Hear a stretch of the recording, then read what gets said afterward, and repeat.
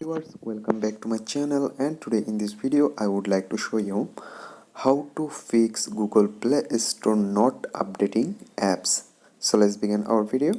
So first you need to open your Play Store and you need to check at first your apps update or not.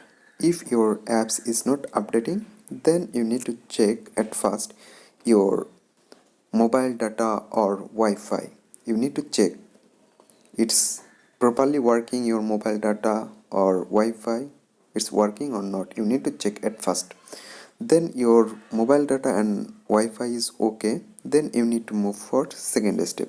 What is that? You need to just open your phone settings, scroll down and find out apps or apps management option.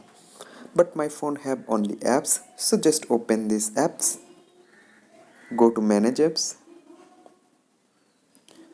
go to search option and type Play. Now there you can see option Play Store, open it, and on the bottom you can see clear data. Select it, then select clear cache, then okay. That's it. Now again you need to check your Play Store, your apps is updating or not. If your apps is not updating, still not updating, then you need to move for third step.